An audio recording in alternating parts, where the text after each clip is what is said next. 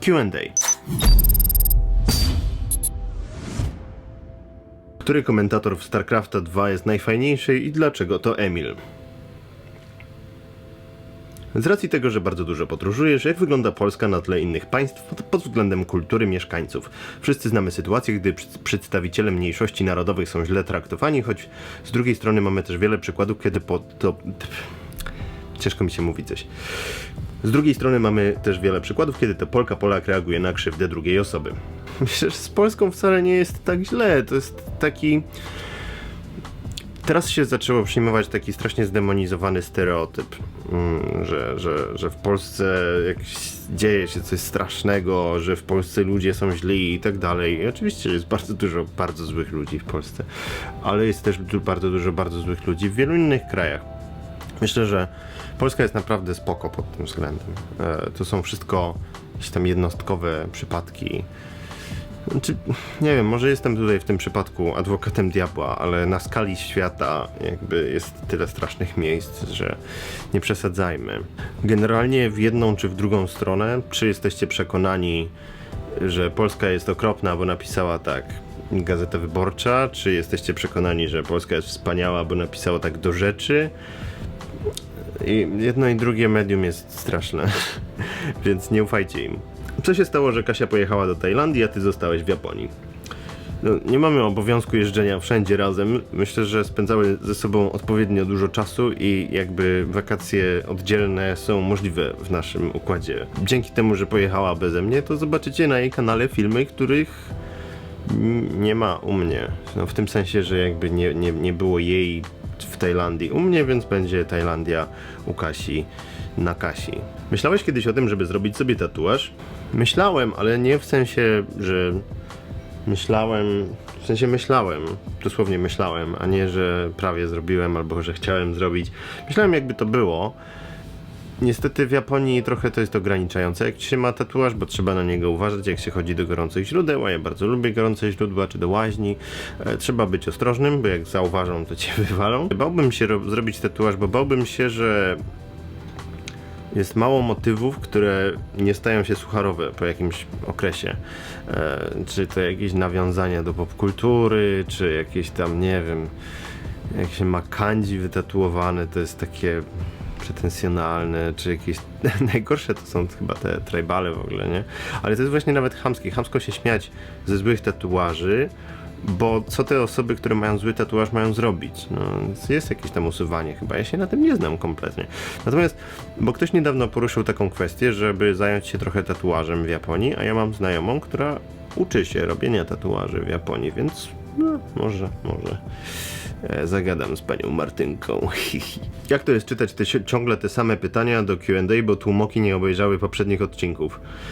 No nie ma obowiązku oglądania wszystkich odcinków mojego vloga. Ja robiąc taką serię, czy robiąc nawet Zapytaj Beczkę, też muszę dbać o to, że zawsze jest pewien procent nowych ludzi. Nie można się zamykać, nie można tak hermetycznie prowadzić jakiejś tam swojej narracji, że jak nie widziałeś 250 poprzednich odcinków, to nie wiesz, o co chodzi. No bez przesady. Myślę, że i we vlogu, i w beczce jest odpowiednio dużo rzeczy, które docenia się dopiero jak się widziało bardzo dużo.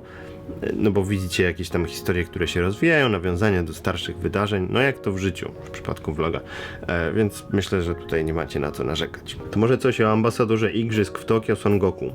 Czy jest teraz jakiś większy hype na Dragon Ball, gadżety z tym związane i tak dalej. Myślę, że Dragon Ball jest tak obecny tutaj w popkulturze japońskiej, że nawet nie ma co wzrastać jego popularność. No, nic konkretnie nowego nie zauważyłem, żeby jakoś było więcej Dragon Ballowych akcentów niż normalnie, ale miejcie to na uwadze, że Dragon Ball jest no zawsze, nie? Jak przejdziesz sobie przez Shibuję, to jakiś tam akcent Dragon Balla zobaczysz. Czy to figurkę w jakimś sklepie, czy to jakiś komiks w sklepie spożywczym, czy coś, no zawsze wszędzie gdzieś jest Dragon Ball. Krzysiu, zawsze polecasz Lumixa GH4, co powiesz na jego tańszą wersję G7? Nie używałem. To jest odpowiedź, której myślę, że jak pytacie jakiegoś eksperta o radę, to jest należy doceniać ekspertów, którzy odpowiadają w ten sposób, bo za dużo jest w internecie fejkowych informacji na temat sprzętów elektronicznych, czy w ogóle jakichkolwiek, od ludzi, którym się coś wydaje. ludzi, którzy ci napiszą, no ale to jest Panasonic, więc mój wujek miał Panasonic, ten magnetowid 25 lat temu, zepsuł się, więc G7. Czy japońskie jedzenie faktycznie jest łagodne dla żołądków Polaków? Te wszystkie surowe ryby, które są tak świeże, że chcą spierdolić z talerza, nie wywoływały u ciebie podczas pierwszego pobytu w Japonii problemów natury gastrycznej? Nie znam chyba nikogo, kto miałby problemy żołądkowe w Japonii. Nie wiem, skąd w ogóle takie myślenie się bierze. Japonia to jest mega sterylny kraj, jeśli chodzi o standardy żywności i wszelkiego rodzaju takie inspekcje, no nie, inspekcje sanitarne to nie, bo są miejsca, które są brudne strasznie.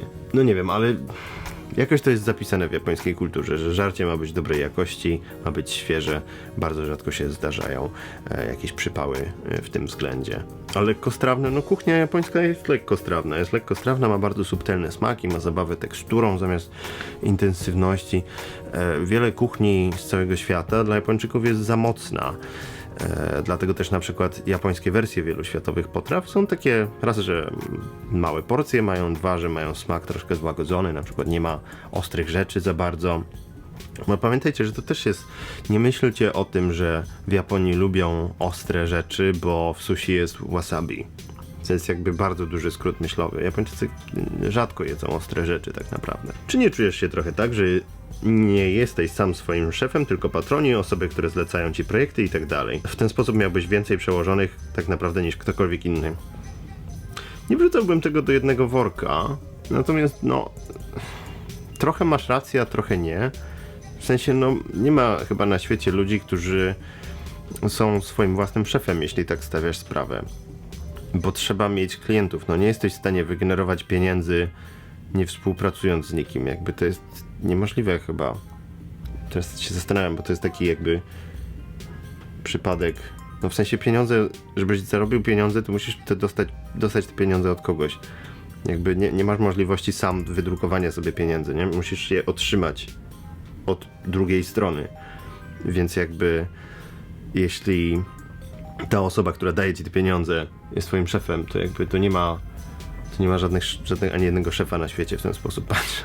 Z reguły opowiadasz historię, pokazujesz miejsca z twojego punktu widzenia, jesteś też bohaterem dziejących się wydarzeń, czy możemy spodziewać się bardziej klasycznej formy reportażu, w którym świat pokazujesz przez pryzmat jednostki lub grupy społecznej?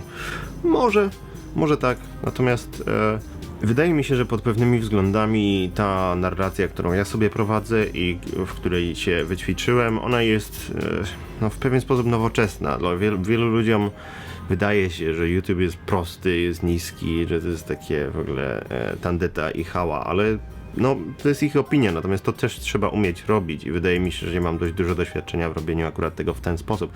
Przechodzenie do reportażu byłoby raz, że trudne, a dwa, że byłoby trochę cofaniem się, bo wydaje mi się, że jakby rynek rozwija się w tę stronę, po której ja stoję, czy może rynek raczej jest w tym miejscu, bo to już nawet nie jest rozwój. Rozwój to jest na Snapchacie, a nie na YouTubie, więc nie wiem, no może w sensie takim ambicjonalnym, artystycznym, żeby się zrealizować, natomiast nie pod względem takim, nie wiem, biznesowym na przykład, bo to by był krok w tył. Jak według ciebie wygląda obecna sytuacja z syndromem karoshi w Japonii? Szacunek do pracy Japończyków jest powszechnie znany, ale śmierć z przepracowania to niestety zjawisko niemal tak popularne jak samobójstwo w kraju kwitnącej wiśni. No i one są dodatkowo bardzo skorelowane ze sobą. Ostatnio pamiętam, czytałem taki artykuł, jest taka firma się Dentsu nazywa, to jest największa chyba w Japonii agencja reklamowa, taka gigant po prostu w branży reklamowej i ona jest znana z tego, że ich pracownicy masakrycznie ciężko pracują i parę miesięcy temu jeden pracownik tej firmy, zdaje się, popełnił samobójstwo, co kolejny raz wzbudziło trochę w Japonii dyskusję na temat tego, że może japoński etos pracy jest troszkę zbyt hardkorowy. Trudno mi się na ten temat wypowiadać, bo ja nie pracuję w takim modelu i nie mam styczności z takim hermetycznym korpoświatem w Japonii, bo nawet my jako firma tutaj, my nie współpracujemy z takimi firmami, bo takie firmy raz, że są za duże na takich maluchów, jakimi my jesteśmy, a dwa, że raczej są zbyt oddane tej tradycyjnej kulturze biznesowej, żeby współpracować z taką dziwną firmą obcokrajowcową jak nasza. Jak zmieniłeś swoją dietę? Nie chodzi mi o zajebiste szczegóły, ale chociaż czego na pewno unikasz, czego jesz więcej, na co zwracać uwagę.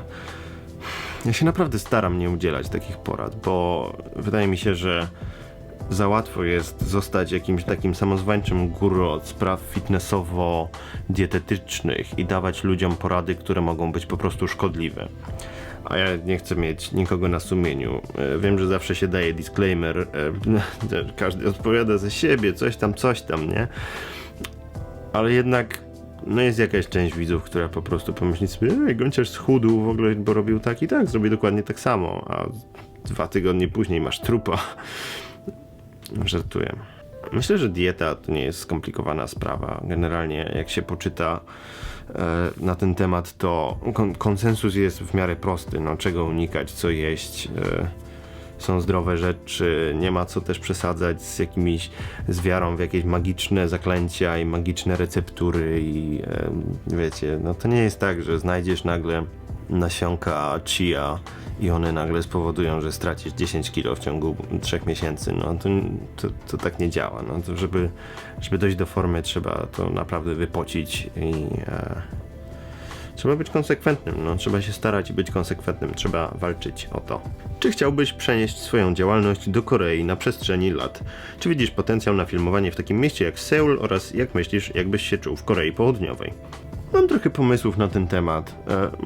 Możliwe, że to kiedyś nastąpi, żeby się przenieść na jakiś czas albo otworzyć jakąś filię naszej firmy w Korei. Jest taka opcja. Myślę, że i to jest teraz bardzo kontrowersyjna rzecz, co powiem, ale myślę, że Seul jest mniej ciekawym miastem niż Tokio. Ja bardzo kulturę koreańską lubię, bardzo lubię koreańskie żarcie, wszystko co związane z Koreą, uwielbiam. Natomiast Tokio jest po prostu bardzo wysoko zawieszoną poprzeczką. Tokio wydaje mi się jest najciekawszym możliwe miastem na świecie. Może nie wiem, Nowy Jork jest porównywalnie ciekawy. Jak ja byłem w Nowym Jorku, to dla mnie nie było to w połowie tak ciekawe jak Tokio, więc to nie jest kwestia, że Seul jest jakiś zły, tylko po prostu Tokio jest nieproporcjonalne. Więc pod pewnymi względami byłoby trudniej tam znajdować ciekawe rzeczy, ale zmiana klimatu, czemu nie? Możesz się wypowiedzieć na temat tak zwanych schoolgirls. Kiedyś czytałem, że ich obecność jest w Tokio na porządku dziennym. Ile w tym prawdy? Znaczy wiesz, że schoolgirls to po angielsku uczennice. W sensie w Tokio są dziewczyny chodzące do szkoły, owszem. Jeśli chodzi ci o mundurki szkolne, to owszem w Japonii nosi się mundurki szkolne. Więc tak. No to na koniec jeszcze jeden lightowy temat. Krzysiu, chciałem cię zapytać, jak ludzie podchodzą do homoseksualizmu w Japonii? Czy to nie jest tak w Polsce duża nietolerancja, czy są jakieś kluby branżowe? W Japonii mniej się rozmawia na takie tematy. To jest bardziej tabu.